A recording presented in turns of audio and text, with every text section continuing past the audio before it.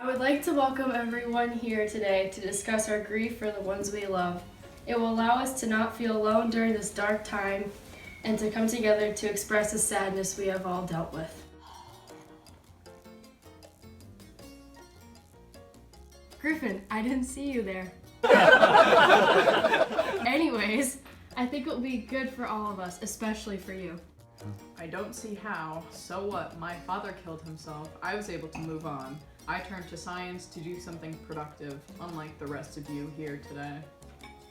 While you may have moved on, it resulted in you being chased out of towns, breaking the law several times, and ultimately having the mob after you. The way you let your father's passing affect you possibly altered your life. She's right, you know. You let that tragedy make you into a cruel and cold man. You turned the bad things in life, and for the sake of finding answers to invisibility, instead of doing something more productive for yourself and society. Well, since you were all so vocal about your opinions on my grief, why don't you explain to me all of your traumatic stories and how you dealt with them? Who would like to go first? Alright, I will go first. My story begins when my mother, Maureen, was walking home from school one day. She was raped. Her rape resulted in a pregnancy and the birth of her daughter, me. This rape resulted in a trauma that she carried all throughout her life.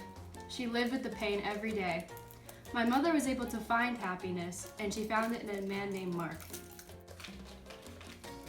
What happened with Mark? I think she's getting to that, Blanche. I was saying, my mother found a moment of happiness with Mark where she could forget the trauma of her past. However, it didn't last. My mother became pregnant again with Mark's child, but the fear of carrying another child filled her mind. It led to her stabbing herself 17 times, killing herself and the baby. I am so sorry, Sophie. At least you could gather the strength to tell your story. This is what this dinner is for us to help one another gather our strength to tell our stories. Good job telling your stories, everyone, or whatever. I'm sorry about your mother, though. Well, that is a very good start. I would like to share. Go ahead, Henry. I lost my wife, Catherine.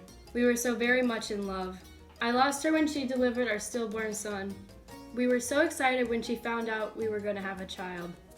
We had recently escaped the war and moved to Switzerland. Catherine and I were happy there. We were kept apart due to the war for so long. Yet we remained loyal to one another. This child was our glimpse of happiness and a bright future, but in an instant, it was cruelly taken away by Catherine's death. You really were in love, weren't you? It seemed like you were the love that millions of people crave. We were. It was the kind of love that was not expected, but once it was there, I couldn't let it go. It makes me smile to tell you all this story. Catherine was the light of my life, and it will never go out.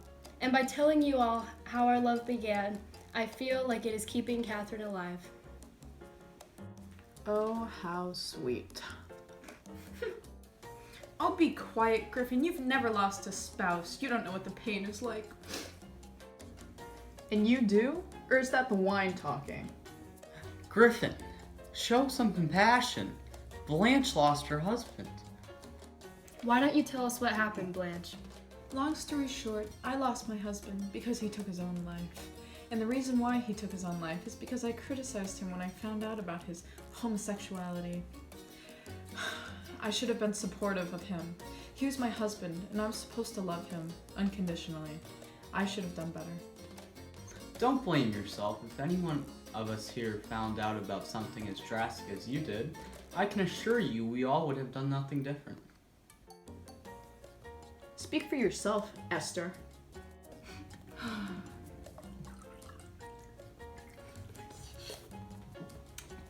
You can say that, but none of you made the bad decisions that I made following my husband's death. I became the mess that I am now because of the mistake that I made when finding about the news of my dead husband. I am so sorry, Blanche. The feeling of losing your husband or wife is something that can leave a hole in one's heart. I'm glad you shared your story with us today. Can we just wrap this up? Esther, tell your story so we can be done with it. I need to find that damn hobo. He still has my notes. Griffin, no one cares about your notes. This is a dinner focused on personal healing and growing from our pain and sadness. Esther, whenever you're ready. Thank you, Sophie. You are very kind. I lost a dear friend of mine, Joan, to suicide as well. Before she hung herself, I'd recently moved in with my mother in Boston to pursue my passion for poetry. The stressor of living in New York and the pressure of getting my poetry work noticed, my mind began to slip, and I began to lose touch with reality.